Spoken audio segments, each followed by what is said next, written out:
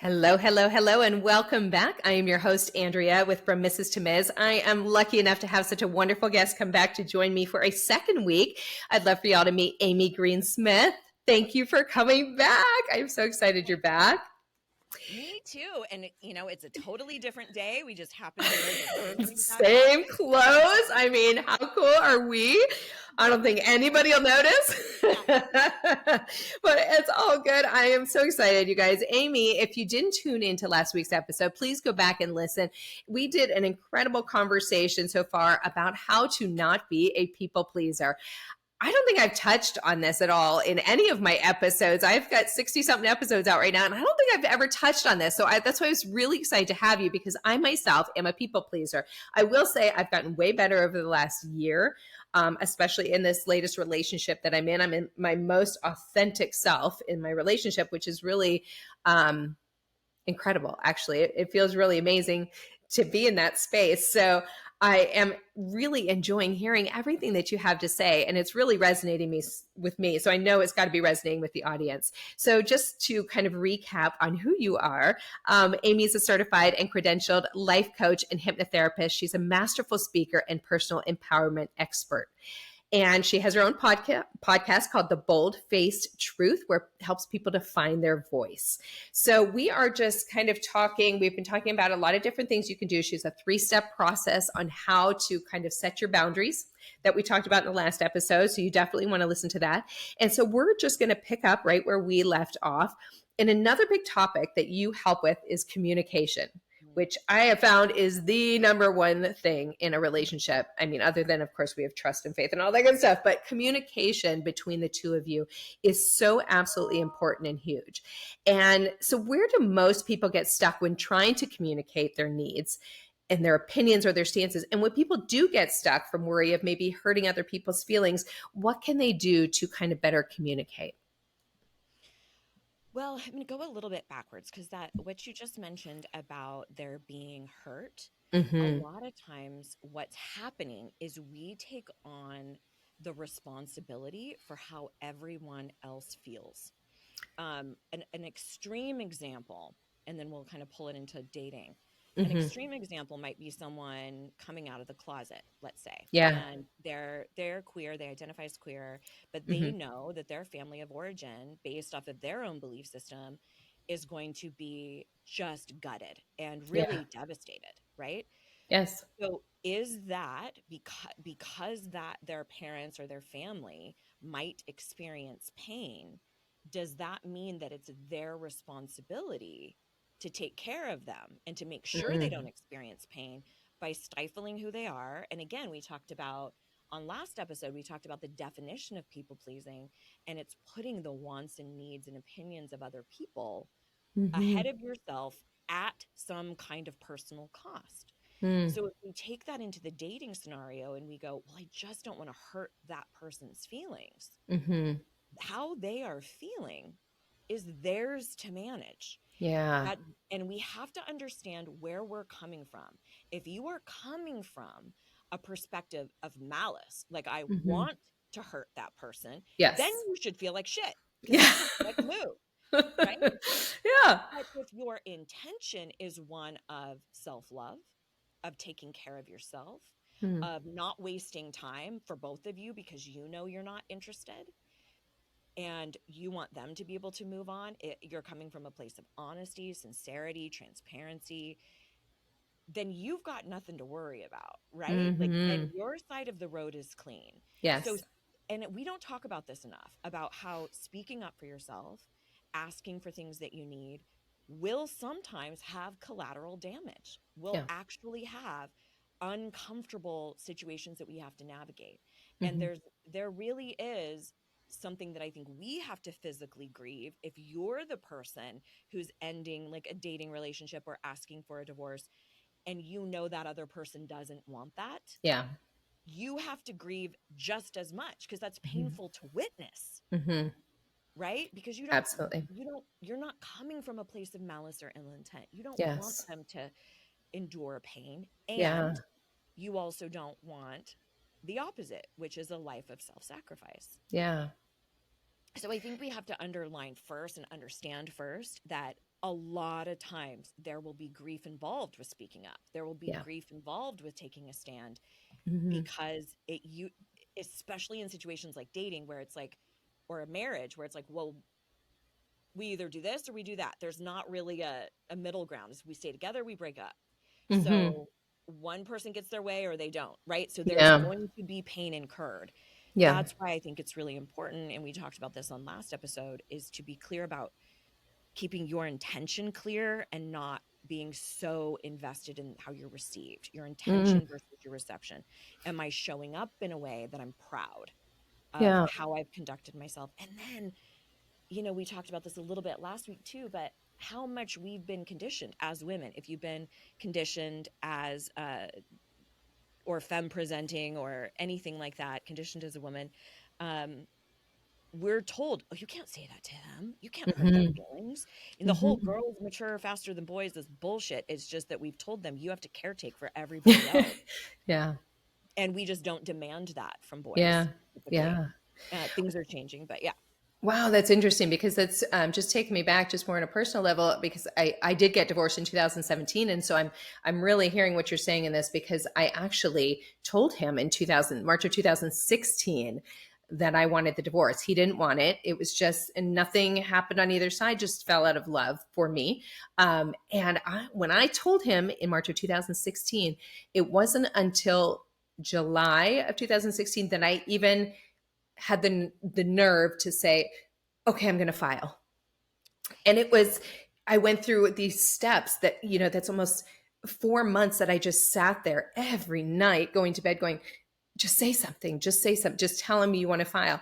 And I was so fearful of what was going to happen to him, how he was going to respond, how he was going to react. And while I do care about his feelings, of course, and I don't want him to hurt, I was not putting myself first in that place at all. I sat in this space for 4 months to get to that spot. And then the next time clock started just to get to actually filing the papers. And so I'm just kind of saying that for people that are listening to kind of realize what she's saying here, to give a credible example for it right now so people can actually hear it and say, wow, I'm in that spot, and actually think to maybe put themselves first. Because when looking back, I knew I was out, I knew I was done. There wasn't really anything that was going to change my mind at that point. So to sit there and it went on for 2 years Yeah. is really, I lost two years that I could have been doing something else in my life, or allowed him to move on to something else too. So I think that's There's so pretty many things I important. want to say about that. First of all, thank you for being so candid. And I know you've Yeah. shared that so much on your show. And I think it's so incredibly important that, again, socially, we've been conditioned to fight against each other, women fighting Hmm. women. But sharing, like, gosh, this is what I went through. This is how we heal. It never ceases Yes. to amaze me. But I want to share an anecdote that I heard years ago from a woman who, prior to getting involved in personal development, she worked as an interior designer. Hmm. And so she goes into this couple's house and she sees this god awful chair. And she goes, Hmm. well, first things first, we have got to get rid of this chair. It's horrendous. And the couple goes, well, if we get rid of this chair, what are we going to sit on? And she goes, the sooner you Another get rid of chair. that chair, the sooner you get rid of the chair, you create space to usher in a new chair, right? And so Yes, I think you see where I'm yes, going with this. But here's what we yes. usually do. And this is what I think might have happened for you. I don't know. Is we Hmm. go, this chair's not so bad. Yep. Let's just get a slip cover for it. Let's just get a new throw pillow. What if we put a throw over it? What if we move it to this location? So that's bargaining, y'all. That's bargaining part Yes, of grief. yes. And so instead of going, we got to get rid of this Yeah, fucking chair. It's yeah. clogging up my space. One of the other things, we had started talking about communication. One of the things that I see happening in relationships a lot is, and again, disproportionately, it's women speaking up in heterosexual relationships Hmm. saying, this thing I'd really like us to work on, or I'd like this to improve in some way, or, they will speak up about their needs, but they will fail to express the depth of the importance. Mm. Here's what I mean by that. Years ago, my partner and I were best friends with this other couple. And the woman had done a lot of work. She was always in therapy, and so she was constantly coming to her husband and requesting various things and saying, hey, I want to work on this. But what she didn't say was, I'm going to be really honest with you, this is a deal breaker. I don't see myself being able to stay in this relationship if we don't find a solution to this. Mm. So it was, the way it was presented was more light, like, oh yeah, I think we should work on this, or okay, we'll do that going forward, or oh, sounds like a plan, instead of the severity of it. That's why 70% of divorces are initiated by women. Yes. And so many men are like, what? Because they haven't been doing any of the goddamn work. Not to Yes. mention that historically, marriage makes women's life exponentially harder and men's lives incredibly easier Mm.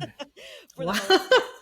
That is why so many men don't want the divorce, right? Right. Because they're like, shit, now Shit. we've got to do all the domestic labor and everything else, right?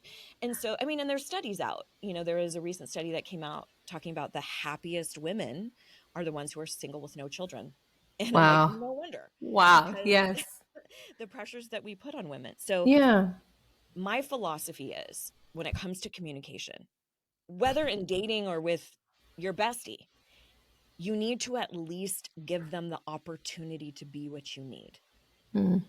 So if you are giving your therapist an earful about how shitty Mhm. your partner is, or your mom knows exactly what he did the other day, but it would be a surprise to him, or it would be a surprise how severe this issue is, what Yes. a deal breaker, how this is not sustainable or tenable, Yeah. that's on you. We need to Yeah. at least give them the opportunity. If you do and you say, hey, listen, I can't continue on like this. Like, it doesn't have to be therapy. We can do any number of other solutions, but I cannot maintain this. Yeah. And giving really specific examples of things that you want to change or alter. Yeah. But that's one piece that I see prior to the relationship ending, where it hasn't been conveyed how big of a deal it is Mm-hmm. in a way where that person can actually hear you. Because we Mm. do say it when we're screaming and yelling and throwing shit and slamming doors and stuff. We'll say it, Yeah. but not in a way they can hear us, right? So you have to be thinking about, if you are advocating for something in a relationship or in a dating scenario, have I given them the opportunity to be what I need? Have I communicated with them my delivery in a way that they can actually hear me? Because a lot Mm-hmm. of times I'll say, well, explain to me what you said to him, what you said to her, whatever, with my clients. They'll show me a text exchange, or they'll say what they said. And I'm like, how would you have responded to you? Yeah. Would you have been like, That's good. I can't wait to work on it? No. Yeah. You'd be like, get fucked, right? So Yes. we have to keep in mind, how would I respond to me if I was in his shoes, her shoes, whatever? How would I receive this information? And Yeah. we have to change our delivery in order to suit that. And I know that we always say that, setting the boundaries and speaking up, it comes from fear, right? Fear of how they're going to respond, how we're going to feel, all of that stuff. What can someone do to just cut through that fear? You just got to go for it. I mean, is that you just, Great yeah, question. you know what I mean? Like, we can talk about how it is fearful to do it, but how do you push through that Mm. fear to get yourself to do those things, to deliver it correctly, to enforce it, to make all of those changes and to stick to them? What do you do? Well, listen, courage cannot exist without fear. Mm. So every time you are fearful of something, about having a conversation, about speaking up, look at that, start reframing that as, this is my opportunity for courage. And we can get sideswept by fear all damn day. Yes. And like we Yes. talked about last time, sometimes we're actually in legitimate danger. Mm-hmm. And then sometimes something is just new. Mm-hmm. For example, if you're entering the dating scene after a long hiatus Mm-hmm. and maybe a divorce, that's new, right? Yeah. So there's going to be a shit ton of fear that comes in. Are you actually in danger, like being held up at gunpoint? Like, you're not actually No. about to die. But the way the brain registers that is anytime something is new, it goes, wait a minute, we don't know this. Yeah. What's We going don't, on here? we need to check for this. And so it will send in the fear response. Mm-hmm. Um, so I always like to inquire within and go, wait a minute, am I in danger or is this just new? Am I in Mm. danger or is this just new? Because fear is warranted. I mean, we need it all the time, Yeah. but fear will sound, that alarm bell will sound when we actually are in danger and when we're not, when we're just Mm. stepping into a new place. So that's why we have to kind of discern, Yeah. is this a place where courage is being called for? For example, if I'm actually in a life-threatening situation, courage might be people pleasing to stay safe, Yeah. right? Yes. But Yes. courage does not always look like taking up arms and fighting, Yes. right? So we have to expand some of our vocabulary around that. Yeah. But to answer your question around, do we just do it? You gear up, you Yeah. prepare for it, just like anything else that we learn. There was a Mm-hmm. time when I knew nothing about how the brain worked. There was a time when I knew not how to ride a bike, right? I Yeah. remember, Andrea, when I was 7 years old, I was learning at Molly Jensen's in her yard at her house. Shout out Molly Molly. Jensen. I was learning how to ride. It had training wheels. And I remember thinking, there's no way I'm ever going to get this. There's no way I'm ever going to get this. But you keep trying. It's like anything else. This is a Mhm. skill set. I did not Yeah. always know what to say. I learned it. It was it. And I still have fear, right? I Yeah. still will have, my heart will race when I have to address something with someone. But I know that the opposite is not something I'm up for at Yeah. all. So what that looks like is, and you might refer back to some of the stuff we talked about with boundaries in the last episode, but it would be to write out everything you want to say. Mm. I And would do that. I tell people, first of all, write it all out, stand in front of your mirror and rehearse it like you're in a Mhm. goddamn Christmas play. Like Mhm. like rehearse, because again, your gut response is going to just go into your defense mechanisms to say, yeah, but you do this or you, and start going, retaliating or litigating. So if you gear up, this is, and you practice your rhythm, how your cadence of your voice. And then Yeah. when you sit down with them, you say, I know this might sound silly that I wrote this all out, but I really wanted to give you the respect you deserved. And Yeah. I wanted to give this the attention it deserved. And I don't want it to go off the rails. I Yeah. know that I certainly have contributed to some loud screaming matches, and I don't think you want that either. So it just meant a lot to me to get this right. So Yeah. please hear me out, and then spell things out and then go into it. Yeah. Um, And I love that you're saying that it's okay to have your paper there, what you've yeah, written out, and you don't necessarily have to explain yourself, I guess, why you're doing that, but just to let them know out of respect, I want to hit everything on my list. I want to make sure you understand fully where I'm coming from and everything that I'm saying. So I don't want to miss anything. I think that's a right. really, really great point there. And I love what you said. I wrote it down to the two things to think about. Am I in danger or is this just new? I think that's really smart way to think about it. And oh, I had another question. Do you I've got all these questions for you. Lay it on me. Lay it on me. Yeah, when you are preparing for this conversation, like you said, get in front of the mirror and say it over and over. Do you prepare for what you think the answer might be? Should he say Mm, this, I'm going to prepare with this. Should he say this, I'm going to prepare with that. Do you suggest yes. doing that or Oh, you just be in the moment? yes. I call this forecasting the response. Mm, Forecasting the various types of responses. So, one of the strategies that I'll use with some of my students and clients is I'll say, okay, we're going to divide a paper into 3 columns. And then we're going to start on the left-hand column. And I want you to write out bullet points of all of the things that you want to say, all of the mm, things that you want to address. Then in the second column, I want you to forecast or predict all of the possible ways they might respond. They okay. might go, yeah, but I only do that because you do this, right? That Yeah. whole accusational thing. They Yeah. might be really receptive and be willing to listen. They might be totally cold and shut down. They might start screaming, like based off of your experience with them. What Yeah. do you think that they might say? Right. And then in the third column, to write how you want to respond to those things that they've said. Okay. So a couple of hacks. One of the hacks that I think is really important is as you are presenting stuff, let me use an example. Let's say you're in a relationship and Hmm. you want to talk about the division of labor in the household. Okay, so you're Okay. having this difficult conversation and you're sharing a handful of things.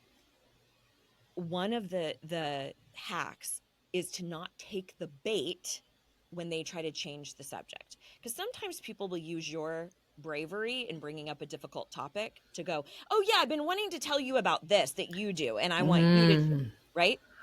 Yes. And they use your bravery as an opportunity to litigate their case. Yeah. So don't take the bait. If you want to be talking about the division of labor and they all of a sudden want to talk about the school you want to send your kids to, you would say, so in that final column, you might write something like, okay, if they say this, I'm going to say, I'm absolutely happy to discuss that with you, but can we please stay focused on the domestic labor and then we'll jump to Mm-hmm. that topic later, right? Like just Mm. divide it out. Yeah. Don't Table it for dismiss later. them. Mhm. Tell them I'm happy to talk about that.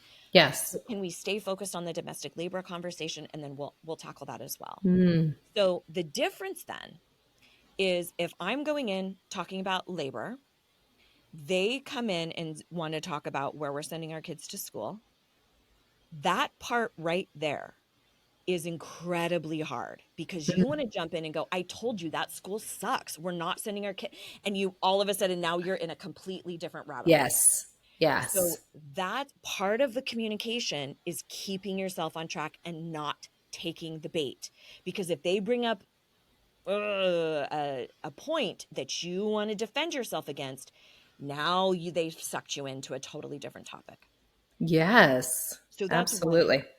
The other hack is to try to avoid using the word you Okay. if possible. It's not a hard and fast rule at all, but Hmm. it can really help disarm somebody. So on a like a real like light, let's say you're not having a deep, difficult conversation, but your partner has come home and they are a little prickly and maybe taking things out on you or whatever. One way Hmm. to address that could be to say, I feel like you are taking your shitty day out on me, right? Hmm. You, right? And Yes. whenever we say you, that I feel immediately attacked. puts your defenses up. Yeah.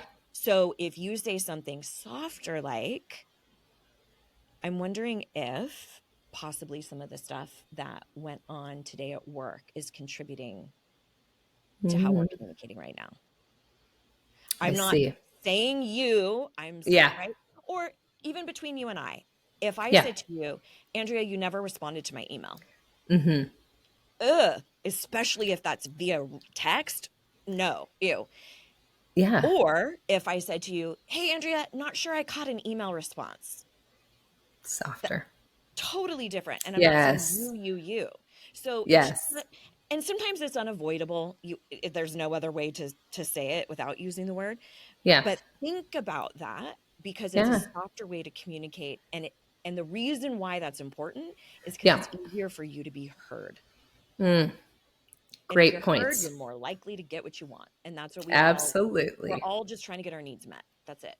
Absolutely. So, speaking about getting our needs met, let's talk about orgasms Yay. and faking them. So, I just wanted to touch on this because I think of that as the ultimate people pleasing at times. I know I've done it many, many times. I know a lot of my friends, most have. And maybe not even just the orgasm in the bedroom, but the entire bedroom experience. We tend to just kind of give in because we're too afraid to actually say what we want, what might be pleasurable for us, what our needs are. And we just kind of let it happen, whatever's Yeah. going to happen. And then at the end of it, we're complaining because no, they didn't get us off, or I didn't like how he did this, or, whatever it might be. Yet I didn't take the time to communicate and let him know and set my boundaries and do all of those things you're talking about. So, what do you think about that and how people can kind of bring that into the bedroom more as well to express yourself and not be such a people pleaser? Well, first off, I have to I have to state that there's a very real reason why we feel compelled to do that. Yeah. Um, our culture says and this is incredibly like a basic definition of this, but Mhm. our culture kind of says, men, you are worthy if you produce. It's how much you produce. How much money can you make? How many things can you accomplish? For women, we say your value is in your beauty, your Mhm. sexuality, and also your ability to reproduce, to carry children. So we've been fed this false bill of goods that we're supposed to look like porn stars and we're supposed to respond that way, and we get all these mixed messages about you should be strong but not too strong, or you be sexy but not too sexy, or Yeah. all sorts of different perspectives about who we're supposed to be. So it's likely, and then add on to that any messages that we've received from our parents. I've had Mhm. friends who are like, my mom always said, use your beauty to your advantage, use it as currency, Yeah. Yeah. So we get all of these messages about Mhm. who we're supposed to be in the bedroom, and none of them are explore your own body so you have an acute understanding of what turns you on. None of them are that. Yeah. None of the advice is have a really thoughtful, open communication with your partner of what you do and don't like. Be Mhm. willing to have systems put into place. And what I mean by that, my partner and I do this thing where actually he started doing it and I Mhm. love it, where he will go, how would you like this evening to unfold? Mm. And that's our opportunity to say, like, ooh, I could go for that. Yeah. We have like this one chair that's a great, sex chair, and or like Yeah. we sleep in separate bedrooms. So I'm like, how about you're in your bedroom and then I text you, hey, you up? And then Uh-huh. we'll go right, or Yeah. we'll ask for what we want.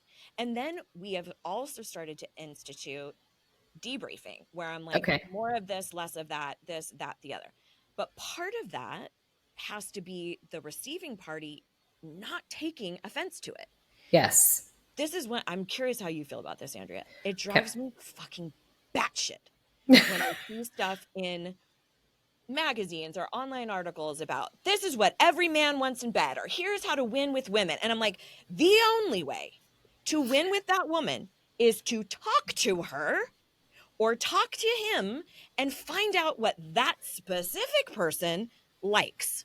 Don't just assume that Yeah. they're going to like what the last one liked. No magazine is going to tell you that unless No. the main point is just fucking ask them.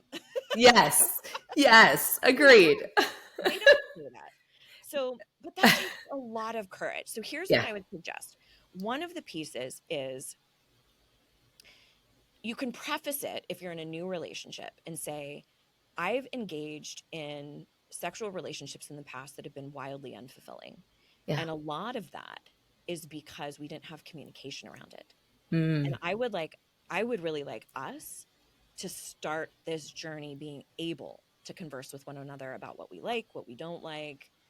Um, what's that one movie with Justin Timberlake and Mila Kunis where right Oh, before they're just friends. Yeah. yeah. So right Yeah. before they're hooking up, they're rattling off their thing. No socks, and please don't do this, Yes. and don't bite my ear, and they're but essentially that like that. All we have to do is have the courage. Again, courage can't exist without fear. The courage to speak up and say, "Hey, these are the things." Like I'm one of those women, very few of us that does not like oral sex. Okay. That's not a thing, really. Now that I've talked to people, I'm like, oh, I'm not the only one. Yeah. On You're me, not. on me. Like performing it, no problem. But I don't like it on Yes. me. I like a lot of other things on me. Yes. Um, but my partner wouldn't know that unless I told him, Yeah. right? Like he wouldn't have Yeah. any idea. And No. and he also is so secure in himself that he is interested in my pleasure. So whatever feedback he's gonna get, he's like, sweet, I can be better for you. He doesn't take it. And he's Yes. very much a secure attached. He always Love has that. been.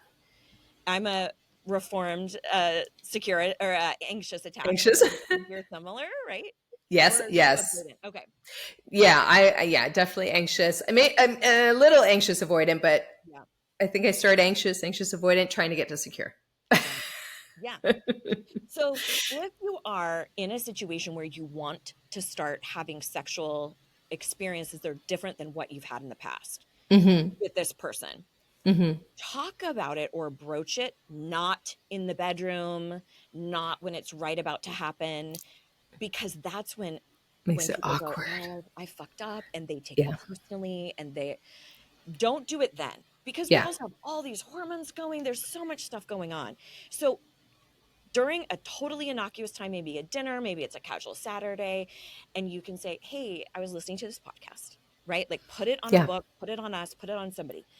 I was Yeah. listening to this podcast, and there was a really great perspective around communicating with your partner around sex. What Mhm. would you think about this? What if we Mm. tried before it happens, each one of us goes, any requests? Mm. Or how would you like this evening to go? You know, Yes. there's so many fun ways to do that. Like my partner Yeah. and I have a little communication phrase of, if one person's kind of making a move, the Uh-huh. other one will go, is this a sexual advance? Ah. And then the other one will go, yes, this is a sexual advance. Have you, is it accepted? And because sometimes I don't know. And he's like, no, I'm just cuddling you. Or I'm Yeah. like, no, I just want to scoop you up. Yeah. Um, then he'll say, for example, yes, this is a sexual advance. Has it been accepted? And then and it's fun. It's a fun consent thing. Consent's hot. And Okay.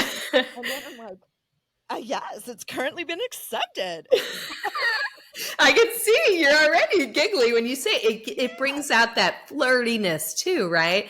And I Yes. think that's really cool. When you get to that point where you can have those open conversations and feel as though you can explain, what it is you want, what you don't want, and what they want too. You want to know what they want to be pleased as well.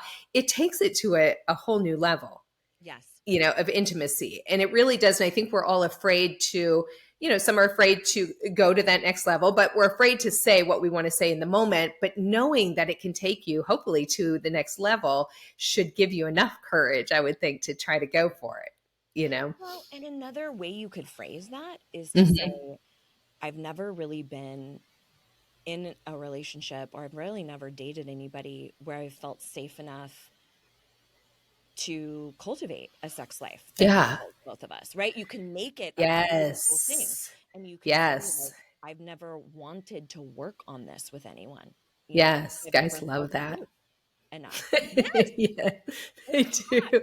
They'd love to feel needed and wanted, and like they're the first to get to do something with you. Well, They really and like that. something that my partner says all the time is, I'm so grateful I don't have to read your mind, or Mm. like just be walking around feeling for things in the dark. He's like, Yeah. I feel like Know I you. know exactly what you like, but it's because you told me. It's not because I'm Yeah. some Casanova. And that's the secret, right? Of course there's Yes. mystery involved, of course. But that's the part of it. And so if you have a partner who isn't as open to having a conversation about this, that could be part of a red flag, maybe even a pink flag. Just let's start Yeah. with a pink flag. But if that is a desire of your heart, we need to really look at, is this relationship, is this dynamic set up in such a way for us to actually cultivate a sex life that we want, to create Hmm. one, curate? That's what we used to say all the time, is that we've Hmm. curated our life and we've curated our sex life, to be really rich and fulfilling for both of us. But it's Yeah. taken, and granted, we've been together 27 years, so there's been Mm. a lot of conversation over the years.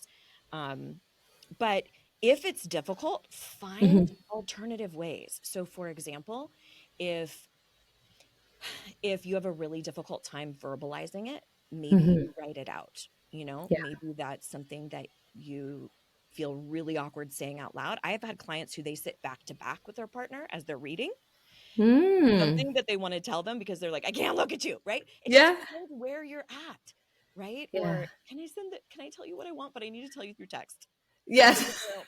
In a I different room. never. I had another client who they had a little dolphin it was like one of their dog toys that they would set in a specific area, and it was like a little, like, hey, you up for sex? Because they could Interesting. handle it being put away, and like, oh, okay, they don't want to have sex, but they Yeah. couldn't handle verbally initiating and then verbally getting shot down. So Mm. they figured out like a little toy to play, so there's tons of communication workarounds depending on Yes. your style and what you bring. Absolutely. I have one statement, one question to that. My statement, yes, exactly. That there are different ways to communicate that. And my boyfriend and I are very much, we have certain kisses we do when we're in the mood. The kissing is different. It's that little flirty, where you're like, ooh, where's this going? It's a different kind of kiss than just your normal kiss. So Yeah. I think that when you get past the communication or you're getting there, it opens up all these other doors for different kinds of communication as well, which is really cool. And then my question is, okay, I'm sorry, I'm going to get personal because you mentioned it. Just to understand, you said your partner and you have been together for 27 years, but you're in separate bedrooms. Yeah. Oh my Is God. there is Yeah. there a reason? You're not supposed to mention that. No, of course. You can totally Oh, mention that. Oh my God. okay. Tell First of me all, about that. What's up with that? well, first of all, we have to know that couples being in the same bed is relatively new, historically speaking. Okay. Right? Yes. You think back to Brady Bunch, all those shows, they had separate Oh twin yeah. beds. And if we're looking at even to like the late 1800s, early 1900s, you had separate quarters all together, Mm. like separate wings of the house. So it's a little bit of a newer concept. But I think it's also partly our age that Okay. we're, in our 40s and 50s, and the snoring and my Mm. partner's huge. He's like 6'5", and so Oh, wow. I'm always trying to like, am I taking the covers? And it's just, and I like all the fans going. And so we've really operated our relationship from this concept of how can we figure out systems, we call them Smith systems. Uh-huh. How can we figure out systems where both parties feel honored? Okay. And we have done this with everything from how we caretake for our home to who cleans what, to who takes care of the dogs, who pays for everything is very egalitarian, very equal. Uh-huh. And so we just essentially never, he does his groceries, I do mine, I do my own cooking, like everything's separate. Sometimes I'm like, hey, do you have an avocado?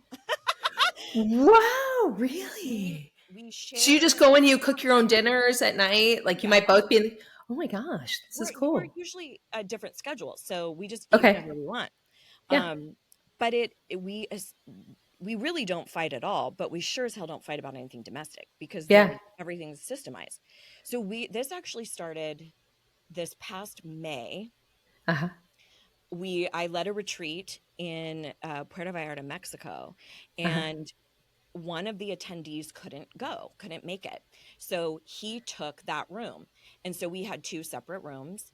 And so he came and it was great. And we had a great time. And so on our last day there, because the whole time I stayed by myself because I needed to be I'm like, get out. I need to focus on my work and all of that. Yeah. Well, the last night we had booked an extra night to stay. So he comes, stays with me for a little bit. And I'm like, well, you can stay over if you want. We had some fun, sexy time.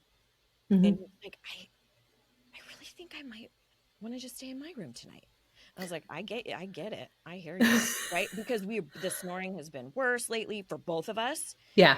And yeah. So I think that can Wow. happen when you take testosterone, which he is taking and I've taken in the past.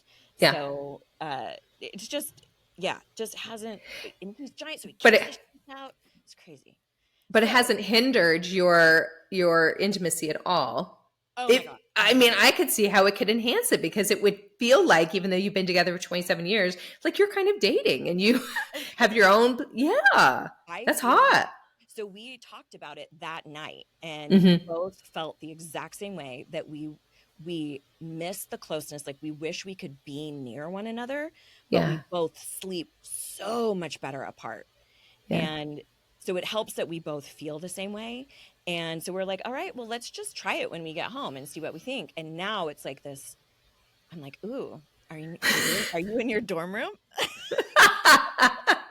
You want a Are you little have visitor? the on? Are girls Sneaking through allowed? the quad. I'm sneaking through the quad right now. I'm going to come to your door. So we've had a really good time with it. But also when you're rested, Yeah, when you actually have good sleep, you have so much more energy for everything in life. Like it's so much better. But yeah. one thing I wanted to go back to, just take it into like a really meta perspective around the whole faking orgasms thing. You have to know that every time you do that, you are saying this other person, their wants, needs, and opinions matter more than mine. Mm. And you know what that is? Self fucking worth. Yep. That is So if you're like, gosh, I never feel like I'm enough, and oh, it's hard for me to start my own business or put my name in for a promotion or do, of course that's difficult. You don't think you're enough. You don't think you're worthy. And that will show Mm. up when you allow that person the precedent, and they might be totally willing to take care of you and be what you need. They just need the Yeah. guidance, right? We don't know. Yes. But I need you to understand that faking an orgasm is a shot to your self-worth every time. And you're That's a too great point. magnificent and brilliant to keep that up. Yeah, we're not doing that. Absolutely. 100%. I 100% agree. And if you don't orgasm, that's okay too. You That's right. just enjoy the rest of it. Nothing wrong with that. Or Thank you. you have a relationship. Like last night, we had a situation where I was like, things didn't go quite the way they needed to go. I'm like, I'm just gonna take care of myself real quick. Yeah. And we do that too, both of us. I mean, Yeah. It's it's great. just not taking offense to what we've been conditioned that it is supposed to look like. Yes. Sometimes 100%. there's farting. Sometimes there's shit you just don't expect to happen. Like, There's shit? What? no, I'm not, just I kidding. shouldn't, that was Okay. or ill-placed. Word. Leaving it. Oh my God. Yeah. Oh, that's funny. Oh my God. Thank you for being so personal about your living situation. That's fair. I'm always fascinated by people's things, and I take little bits from it because you never know what might work with you just because I don't know about it. Might work. Yeah. Might be great. So just some final things to operate from your mantra. You operate from a mantra. Don't let your silence make you a liar. And I've heard you say this already earlier, which I love that. So talk to me and tell me what that means to you. This is sort of like being complacent or just observing something happening that's not cool, not acceptable, but you just choose to stay silent instead of Mm. being vocal. And I think there's this idea that if I'm not contributing to the problem, I'm okay. And it's Yeah. like, no. If you're silent in the face of adversity, if you're silent in the face of all of this trauma that someone's experiencing, that's on you as well, right? Like Yeah. that's really on you. And I'll give you an example from my own life. In 2013 to about 2016, I did a lot of community theater. Mm-hmm. And there was a gentleman who I was doing a show with, and he showed me a meme on his phone that was incredibly disparaging to a mentally and physically disabled child. Mm. And that does not constitute humor in my book at all. No. Yeah. Now, the easy thing would have been for him to show me that and go, and just like walk away. Yeah. But that would make me look like I'm complicit, like I'm okay with that. And I'm Right. not. So, but I also don't want to get into this whole conversation about PC and blah, blah, or any of that. So what I said was, you know what? I actually don't find that funny. So I'd appreciate it if you just didn't show me stuff like that in the Mm. future. Anyway, are we running scene 3? Who's on the stage right now? And just totally change subject. Yeah. But I was going to be goddamned if he thought that I was going to be okay with that. Yes. So you can, in social situations, whatever, you can always say, you know what, I actually don't agree with that, but we certainly don't need to get into that now. Yeah. Or I don't think this Yeah. is the place to discuss it. So those are great to have in your back pocket, just like a Yep. stock phrase of, I don't share that opinion, but I respect that that's yours. Yeah. Or, to be honest with you, I'm kind of offended by that, but I'm just going to excuse myself from this conversation, right? Like there's Yeah. so many great ways to just say, hey, I'm not on that same page as you, Yep. but I'm sure I'm not going to give you a TED talk about it, right? Yeah. Because that's the other fear is if I Yeah. speak up, now I have to have all my talking points and I have to have this big. No, you don't. You Shut don't. it down. And just because you're asked a question doesn't mean you have to answer it. We had Mm. chosen not to have children, and we got married when I was 20, and Wow. so everybody assumed I was knocked up. Yeah. And so my favorite thing when they would go, oh, you're married, do you have kids? Like they kind of assumed. And I'd be like, oh Yes. no, actually, I don't really like them very much. And then they were like, what? And he like didn't know what to do with me. Such a contrarian. But Yeah. that, if it's people, early years, now that I'm in, my mid 40s, people don't ask as much. But when in the early years, it was constant. When are you going to have kids? When are you going to have kids? Yeah. And And then if you say, I'm not, we don't want them, then they demand an explanation of Yeah. why. And Yes. it's like, can you imagine if somebody said, we're expecting, and you go, why? Yeah. Like, why are you doing Right. that? We demanded them to explain themselves. So heck no. Right. So if somebody Wow. asks you a question like that, this usually Mhm. happens at family functions because, and again, Mhm. it's not ill-intended. It's usually they just don't have anything else to say. They don't know you Yep. that well. So they go, how's it going with school? And maybe you stepped out of school and decided not to complete, or they go, when are you going to get a partner? Or are you pregnant yet? They just say that dumb stuff that we just don't Yeah. know what else Making to say. conversation. Yeah. So in those situations, you can say something like, you know what, that's not something I really want to get into right now. I'll be really honest, but I would love to hear what's going on with the new business you started. Just change the subject. Yeah. Just say, no, I'm not interested. You don't have to answer it. When are you guys going to have kids? You know what?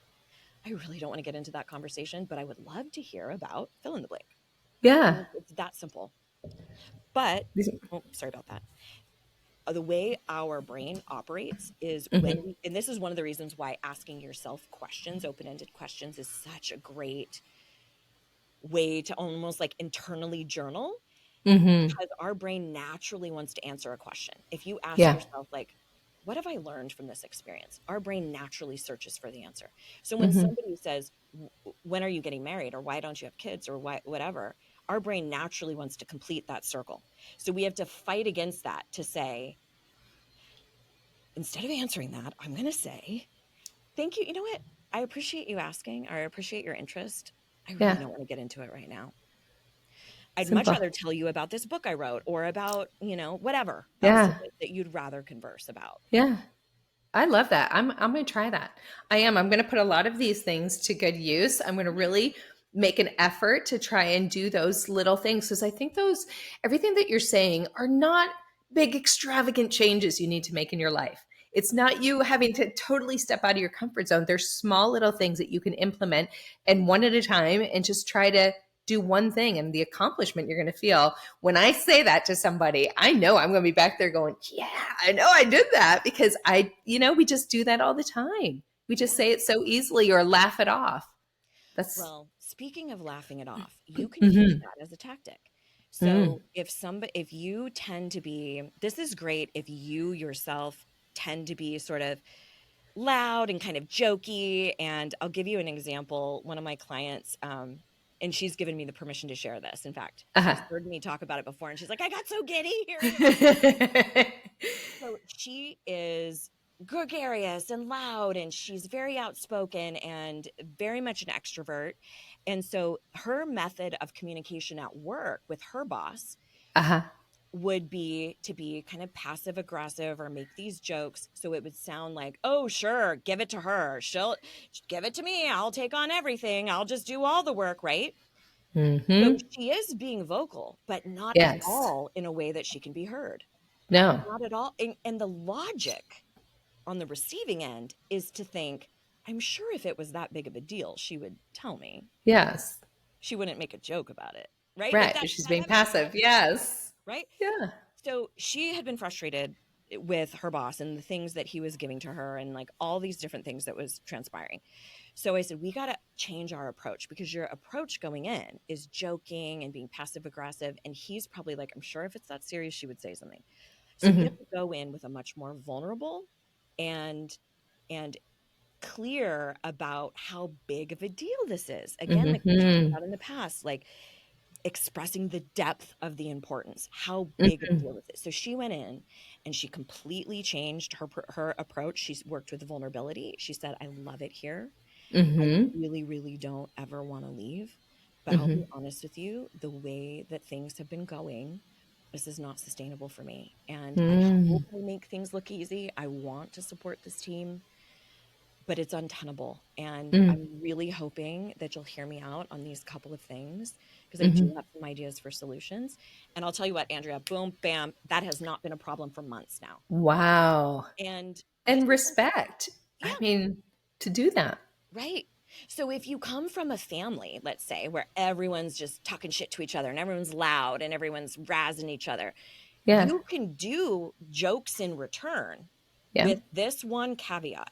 So let's say they say something let's say they say something really uncouth about women or about domestic violence or something like that, and that you could say something like, oh my gosh, hashtag me too. Apparently you didn't get that memo, right? Like you could Mm. joke about it, and then but here's the key. You have to, if you use that, you have to follow it up with something like, in all seriousness, though, that's really an unacceptable compliment or comment. Or, Mm. all joking aside, that's really not a cool way to treat women or to speak about women, right? You have to Yeah. bring it back to all joking aside or in all seriousness, so that you are saying, hey, I hear you in this joke. I'm going to meet you at that joke, but I'm going to Yes. say this boundary here so that it's really Yes. clear. But you could Oh, always great. follow it up with, we certainly don't need to get into that right now. Hey, can you Yeah. pass me the pumpkin pie? Can you pass whatever? Right? Just move it Change. on. Yes. Sorry, I keep hitting my mic. I get so animated and excited. Oh, that's okay. That's okay. That's okay. I love it. Now, that's a really, really great points. And I'm taking all these notes, and I hope everybody else is too. Just these are really good things to just keep in mind and try to start, just putting into your own life. I think it'll help to implement those. So you have created seminars and classes and retreats, all these amazing things. I really had a really good time going through your website. Really cool stuff. Great pictures, by the way. You have so many great pictures. And I love that it is just down to earth and it's straightforward in your face, just as you are trying to get everybody else to be. So I found that really cool because I was like, oh, she's talking about and putting it out there exactly what she wants people to do. You're not on there making this facade of, I can teach you this and that, and not showing where you came from or what you learned along the way, and then expecting others to do different. So I think that was super, super cool. Thank you. And yes. And so you really help people to go from struggling to be people pleasers, guilt-ridden perfectionists to confident, courageous badasses. I took that directly off of your site. So tell us a little bit about how your classes, your retreats work. What can clients expect? Tell us all that good stuff. Sure. So I do one signature program. I can't remember if I think we talked about it last week, maybe. Yes. I have one signature program that I work with, and it comes in two different formats. It's called Okay. Worthy period. Actually, there's a very specific period at the end. Mm-hmm. Because it's not And why is that? Just to say, it's what? because There's not no a question. yeah, it's not it's just a full stop. Like, I Yeah. am worthy, period. Period. I don't need to fight for it. I don't need to prove myself. It's already something that I have. Just Yeah. and the only thing stopping me from that is belief. Yeah. That's it. So Worthy is a 9-month program. And it depends when this airs, but I Mm-hmm. have a cohort that starts every October. Okay. And so we're enrolling for that right now. Mm-hmm. And so I do a small group of 8 women, and we do that for a 9-month stint. And that is bookended by 2 in-person retreats. So we kind of Okay. kick it off with, and they're all inclusive, by the way. It's Oh, included in nice. the enrollment. So that goes once a year. And then Uh-huh. the remainder of the year, I do the exact same program with women who want to go through it one-on-one. And Mm-hmm. there's no in-person element with that. But there's a lot of benefit to not having to split my time and attention amongst a group, 8 right? So people. there's benefits, there's plus and minuses to both options. Yeah. Yeah. But it So really, the 8-person, what, you go to both retreats or both places, Mhm. or is it one? Yeah. So I think you had October and March, That's right? amazing. So you go to both of those. Okay. Yep. So there's one, it starts in October, the Mm-hmm. program, but the first retreat is in December. And Okay. then the final retreat is in May. So we have kind of a kickoff retreat and a completion, like a graduation retreat. And can you do halfway through if you come in halfway through the year, or do you have to wait until next year to start? Next Okay. year. Yeah, Okay. it is one cohort that goes through the entire program for the better part of a year. But Yeah. again, if depending on when this airs, if I'm not in that current cohort, you can always inquire about doing it one-on-one, Okay. which is really, really cool too. Yeah. Yeah. So that, and then once I've worked with somebody in that capacity, Then there's offshoots and other things kind of behind the scenes. But Yeah. what I got really clear about quite a few years ago is a couple of things. One is that when people want change and they want a completely different life, Mm-hmm. they don't exactly know what to ask for. They don't know how Yeah. to say, I need to do some emotional intelligence work and some inner child stuff and get clear on my core values. Nobody says that. They say, Yeah. how the fuck do I speak up to my mother-in-law? Or how do I get through this divorce? Right? Like you know what I mean? So, Yes. so first of all, I think most people really do want a guide and a blueprint. Mm. The other thing is, I really truly believe that change is created over time. And part of that is some of the conditioning that we've talked about in these two episodes, that it takes time for us to unravel the things that we've always believed for decades and start Mm-hmm. to institute a new belief system that tells us we are enough, or that we don't have to be perfect at everything, or that we are capable of standing up for ourselves. So I stopped doing any small classes that were like 3 weeks or just one, a weekend intensive, because I don't believe that's what creates change. So Yeah. I've started doing much longer containers, Mm-hmm. and I have seen people end incredibly toxic relationships, marriages. Mm. That one in particular that I was sharing earlier about the Mm-hmm. conversation with her boss, when she came to work with me initially, her whole goal was, quote, to get my husband to love me. Mm. And I said, I don't do that, because Yeah. you can't control him. And he was very, very much you're the problem. You Yeah. need fixing. You need to go get help. I'm going to be over here waiting for you to be better, Wow. and zero ownership. Yep. And so I said, here's what we can do.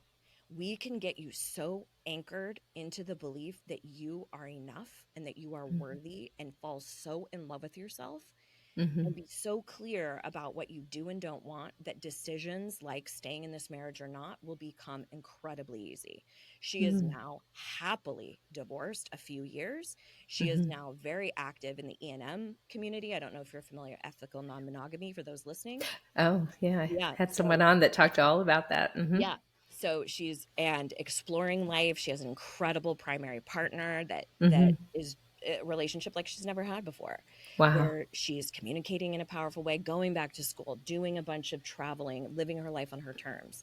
Love it. But it was the difference between outsourcing my self-worth, right? Yeah. Like, he's the one determining my value and my worth, versus me determining my value and my Yes. worth.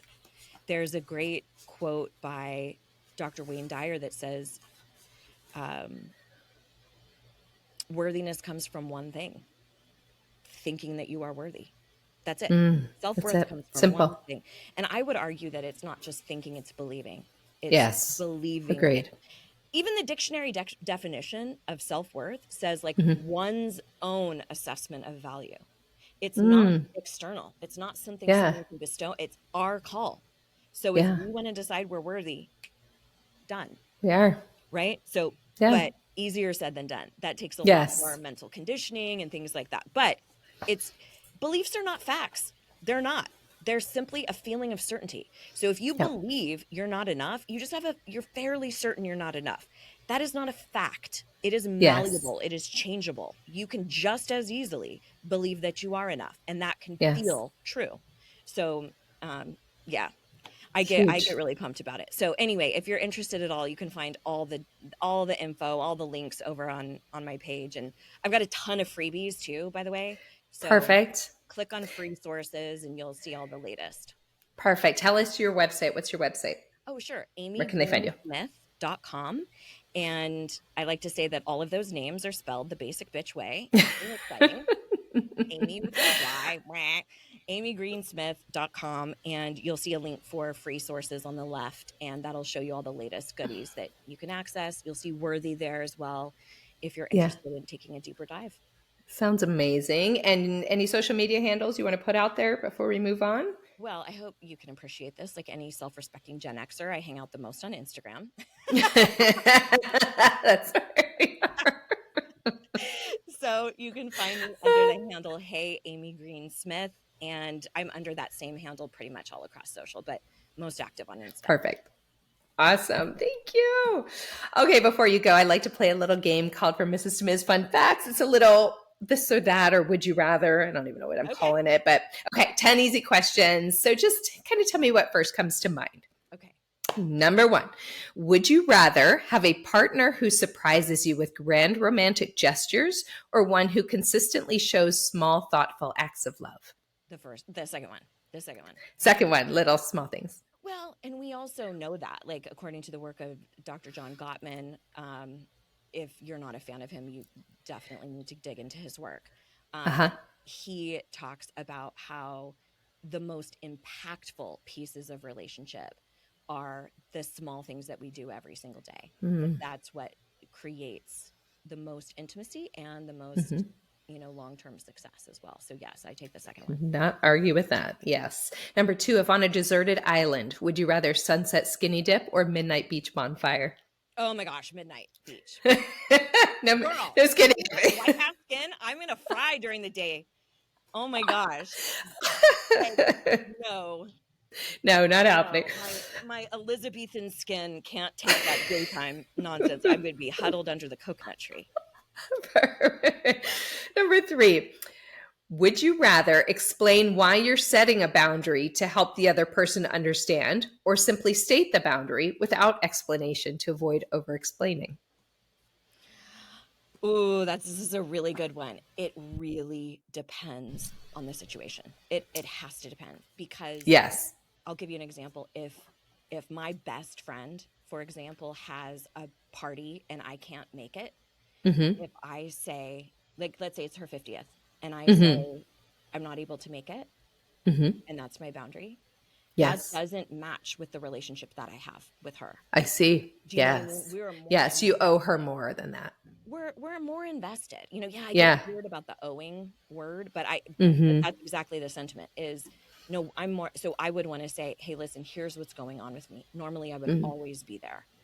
But here's the reason why, because I would want her to have that data. I love that. So That's that one's good. tough. Good one. Number four, would you rather, I don't know why I just threw this one in here. Would you rather accidentally swipe right on your ex's profile or get matched with your boss on a dating app? Okay. Well, first of all, my ex I dated in the 90s. So Yeah. I Likely. but I'm my boss. Yeah, so this one doesn't even apply. For the win. Yeah. Okay, we'll go with that. Number five, blindfolded surprises or playful role play? Probably the playful role play. I'm not real good with surprises. I'm way too I am not spontaneous. I want organized. I want to know. I want to prepare, So that's why he says, and how do you see tonight going? Right? You already, because he knows you already know. Yes. Yes. All right. Number six, I think you kind of maybe touched on this earlier. Would you rather have the ability to read your partner's mind during sex? Oh, you did when you talked about your partner. Would you rather have the ability to read your partner's mind during sex or be able to control their sensations with just a touch? That one. The second That one. Yeah. I don't want to know what he's thinking. I don't think I'd want to either. I don't want to, because I know what I'm thinking, and I know that there's other folks who come in and out of my mind, and I do want to him to know that. And he gets to what his sexuality is his. I trust that he's present with me. He has to think about it every once, but I don't want to know. Yes. But this is not even a question, because the second one is like such a power play. It's like being a superhero. Yes. You're like, oh yeah. What if I do this? Yeah. Wouldn't that be fun? Yeah. Just for a moment.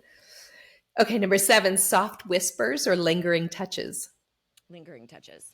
Mm. Yeah, I am not a fan of that ASMR. Like when people are like sound into the microphone. I fucking hate it.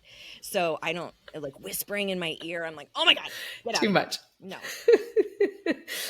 Oh, I'm learning you real quick here. Number eight, would you rather teach others how to say no without guilt or show them how to prioritize their own needs without feeling selfish? Oh. They're basically the same thing. Yeah, kind of both, right? Yeah, it depends on the day and what they bring to me. But yeah, both. the person. Number 9, slow dancing in the living room or spontaneous dance moves in the kitchen? Oh, we do both of these. We do both Oh, of them. cute. I think the first one has actually like really moved me to tears a few times where I'm like, I cannot Oh, believe that I've been with this human for almost 3 decades and yeah. we're just like enraptured by each other, just slow dancing in our living room, I you love know? that. Like, and there's been a couple of vacations we've been on that we've just been in our Airbnb just dancing in the living room, but then Oh, we've been silly and dancy with each other in the kitchen all the time. Like yeah. we have this. So if he has his noise canceling headphones on Uh-huh. and I'm trying to get his attention, we do this like funny little movement, like we're like a very pelvic thrust movement to be like, hey, I'm trying to get your attention. You know what I mean? So we're very gregarious in how we express So ourselves and cute. demonstrative. And I love that. I actually really loved hearing when you said you've been together for 27 years. Because Yeah. I don't know why. I just, I guess in today's world, you don't really see or hear about that too often. And I was just thinking of maybe because you started doing all of this, even though I know it kind of came from your Yeah. your dad. So, I feel terrible saying it like that. She said it first. Um, I don't know why. I just assumed that maybe it was a newer partner. I don't know why. I Yeah. just did until you said it. And then I was like, oh, I like that. I like that. But I will say one thing that I think a lot of folks it will be refreshing to hear. I don't think that this needs to be the goal for everyone. I really Yeah. don't. I think some people really thrive in non-monogamy situations. Yes. I think there are people who do really well with chapters of relationship where they got what they needed in that, 5 year or 7 year stint. Mm-hmm. And then it's a Reason, season, new lifetime. a new Yeah. experience that so I think this is the right answer for us. I think we're really fulfilled, but I think society really sells us that this is the only type of way to be in a relationship and is what we should all Mm-hmm. shoot for. And I think that's incredibly short-sighted and myopic. Well So said. yeah. Okay, last one. Trying new positions or mastering the old ones? uh, that's I think that one's a real toss-up. I would probably say trying new ones. Yeah. I'm Maybe a re- little sprinkle of both. Yeah, you know what? That's one thing I'm really, really proud of with us is that we have things that we like, but Mm-hmm. sort of the chronology of how the evening unfolds is different Mm-hmm. a lot. Yeah. So it's, we'll start with something different or we'll do this time, or I will ask him like any requests for attire, and so I'll change. So you are the role play. You Well, are. I'm really, really fortunate that my partner doesn't like lingerie. He's like, Yeah. oh, it's like you're trying too hard. He would much rather, just like an undershirt and some boy short type of stuff. Yes. So, Yes. or he'll say maybe like a see-through kimono. So it's not Yes. usually a French maid or anything like that. Your little kimono, you come in, you bow to Yeah, him. no, No. no appropriation, no appropriation. I give consent. But Very cute. Oh, thank you for playing along. That was fun. Great, great answers. Well, gosh, thank you so much for joining me for 2 weeks, Amy. That was incredible. There was so much information there. This is probably one of my favorite episodes I've done. Nothing to the rest of them. It's just, because I live this. And so it was really a lot for me. I took notes, which I normally don't. So thank you for that. That's very, very helpful. And I hope everybody else got just as much out of it. It was just invaluable. And please make sure to go check out our website at amygreensmith.com. She has so much cool stuff on there just to go read through it. There's just a lot to read and look at, and you can get a really great sense of who you are and what your retreats and your courses and your classes are all like from that. So I hope everybody does it. Sounds like you get 2 amazing trips out of it because I did look at all of that too. yes. So yes, please go check it out. And you guys are welcome to email me with any questions, suggestions, or comments at info@frommrs2ms.net. You can find me on any major streaming platform. And I look forward to talking to you guys next week. We'll see you soon. Bye. Yay.